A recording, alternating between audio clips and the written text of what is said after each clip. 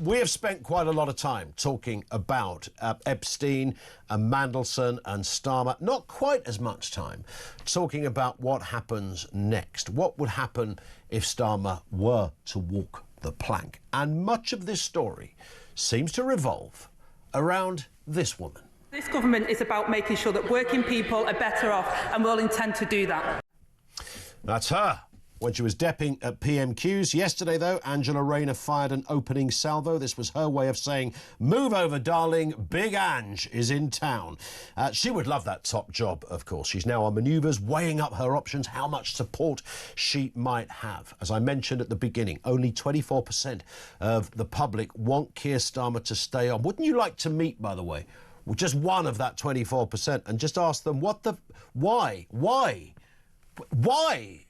24% of people think Starmer should stay on because he's that good. But this, of course, is a game of be careful what you wish for, because while Angie was verbally threatening Starmer in the House of Commons, this man was also keeping busy. How will you defend the idea to your constituents that other countries should own our national energy infrastructure, but Britain should not? God, he's good. Ed Miliband, apparently seen in Downing Street measuring up the curtains. Maybe it's just a rumour. He, of course, would love the top job, having failed miserably previously to get it. But there's certainly, bizarre as this sounds, within Labour circles, there's a lot of love for Ed Miliband. However, Ed and Ange are not alone. There's more competition. Politics is about choices. Labour chooses the well-being of the many, not the interests of the few, and we'll fight the election on those lines anytime. Now, that was him in opposition. He then got the big job in health, and, of course, Wes Streeting would love... Wes, what, me, the Prime Minister? Don't be silly. I'm firmly behind the PM. Much in the same way as a wrecking ball is behind a house. That kind of behind. Wes Streeting, of course, is the younger candidate. He's a little more accessible. Many people in Labour think he's the man for the job. Others think he's still a bit of an upstart. So a trio of lefties. What is the collective noun, by the way, for a group of lefties? Broadcastable answers only. But this is the key to the reason I'm asking the question. If you're a Tory voter or a Reform voter, who would be the best leader for Labour? Because you can kind of see what would happen here. If Angela Rayner got the gig, or Ed Miliband got the gig, they would galvanise the left. So they would be able to, you know, those kind of floating voters or those voters who've suddenly decided that Zach Polanski of the Green Party is the modern-day Mahatma Gandhi, so therefore he's got to be your man. That group of floating voters who they want to go a bit left, they love a bit of lefty stuff, all of that virtue signalling, dodge pots, the lot of that lot. An Ange and an Ed ticket, one or the other, or maybe even both, would potentially hoover that bit up. Now, we're streeting into the equation on this. He's previously said openly, despite the fact that Angela Rayner was fired as Deputy Prime Minister and the cabinet position because of some iffy tax affairs around stamp duty. Despite that, he said, you know, at some stage we'd like to welcome her back, which got people talking. Well, so is that the perfect ticket, as they would call it? Angela Rayner and Wes Streeting. I mean, these are the names we're talking about. It sounds woeful, doesn't it, that these are the best that we've got, or the best that Labour have got. So of those three, Angela, Ed, or of course Wes Streeting, would it be one of those that would be the most convenient appointment for you as a Reform voter or a Tory voter or even a Lib Dem voter? There's still a few out there.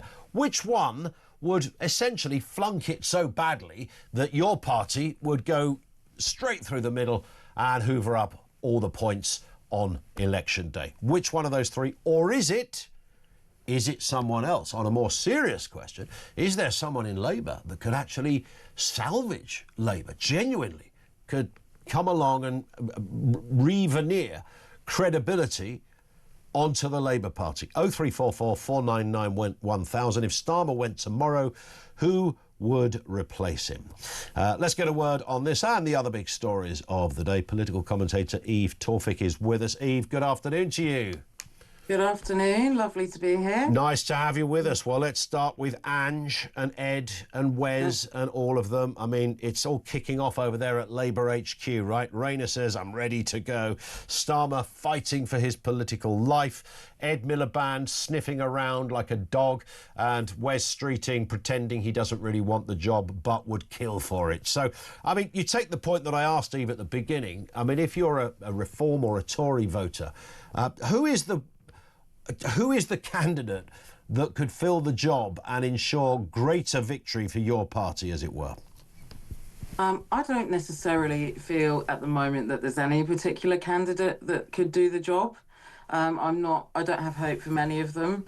At the minute, I think it's a complete farce and a complete mess. So I'm really the wrong person to ask that exact question. But if I had a gun to my head, I would say, Miliband would be a good candidate for Labour. Yep. Hoping that he keeps to his promises, and potentially, if Reform were to get in, then I think Nigel Farage, for the populism, I think he would be accepted for a while, but he may end up in the same position that Boris was in the end. People get tired of populism and want to see policies. Yeah, if you don't get it's all very well, isn't it? And if you look at the kind of promises, whether they're said overtly or kind of we imagine what the policy might be for reform on things like immigration and net zero and stuff, if that kind of thing doesn't start to happen in the first year, then you're absolutely right. People are going to get very grumpy. Yeah, I think we're very grumpy already. I think we've had enough, and I think Rayner is after that hot seat. And if it weren't for the issue of the stamp duty, she was a fantastic, rags to riches story, single parent, really cared about her area, connected with her voters. And then it's that, great power corrupt story, my second home, my hot tub or what have you, whatever she has been enjoying with the fruits of her labour, as it were. That was a double entendre there. But I think she would love the place, but I don't know if she'd be able to do the job anymore. Is the same passion she had when she was clawing her way to the top, is it still there? Trouble is with Angela Rayner is that, because you're right, what you said, when she was in opposition and she would be standing there at the dispatch box taking Boris Johnson to task and doing a reasonable job of it, that kind of working class girl route, that really impressed me. I thought, God, if anybody could have told her when she was 16, absolutely skint, trying to bring up a baby on her Todd, that fast forward a few years, she'll be standing, holding the Prime Minister to account in the Houses of Parliament. I loved that. However, once I've got beyond that romanticism of that, though, Eve, I'm not sure there's much else going on with Angela Rayner. I don't think she's necessarily that bright, and I don't mean that as a cheap insult. I'm genuinely, because there's quite a lot of them not that bright. I'd include Ed Miliband in the list as well. I don't know whether she could do the job, but Labour people would like her because they go, well, it's the first, we've never had a female leader, so they'd quite like that. I don't think that's particularly important, and I'm saying that as a female myself. I agree, it shouldn't be, but for some reason, some people dine out on that kind of malarkey. Yeah, I mean, tokenism, yes, great. Female leader, fantastic. Same with the US, they're sort of angling for the female leader. But I feel it should be somebody who can actually do the job. And at the moment, I think, the last government and certainly the current government, we're not actually seeing the job happening. All we're getting at the minute is from, the very top places in Westminster down to the cucumbers in Aldi, we're seeing higher prices, higher rents, lower wages, and that brings on to the BBC story, really. Their excuse was, well, we increased it in line with inflation. Well, how about we consider increasing other things with inflation, like wages, for instance? Be nice. Instead of, yes, we must increase our TV licence. I don't think that many people are bothered at the moment about paying for the BBC. No. There are plenty of other options. Streaming at the moment rules, and if the BBC wants to overcharge for their, quite frankly, substandard in some areas services, then go ahead and do so. Well, let's have a reminder of exactly what you're talking about and the kind of stuff they still knock out on a weekly basis. Don't worry about it. It ain't your concern. That's in their couple's choice. Fleur East and Vito Coppola. This is the Celebrity Traitors. Traitors, EastEnders, bit of Strictly, they're kind of their biggest kind of shows. Eve, I don't know if you're a fan of any one of those? I used to love a bit of Easties, as I used to call it, back in the sort of Phil Mitchell, Sharon days.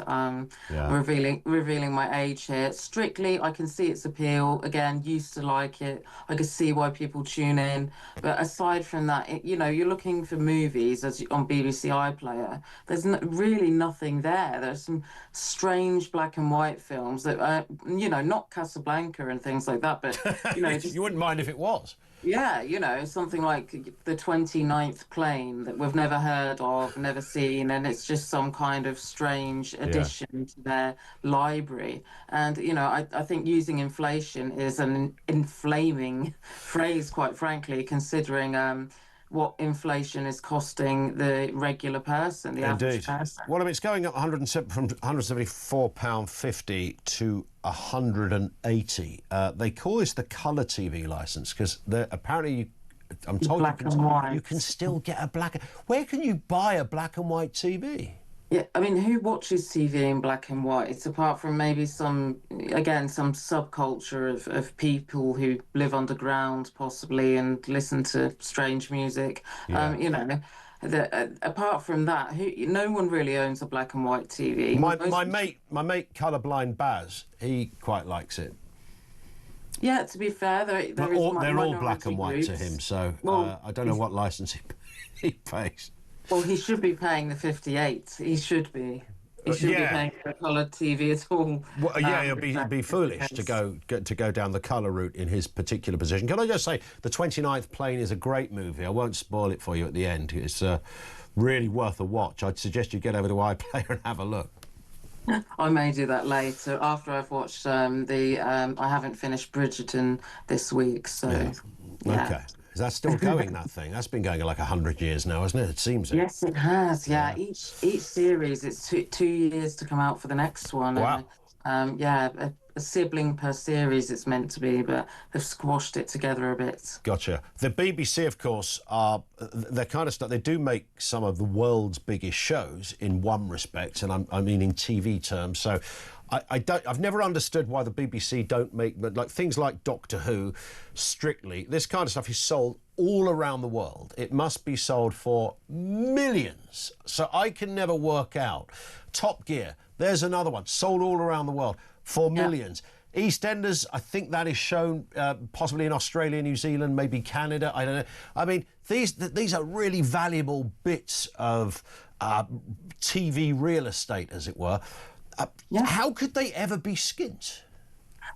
Just on those 5 shows.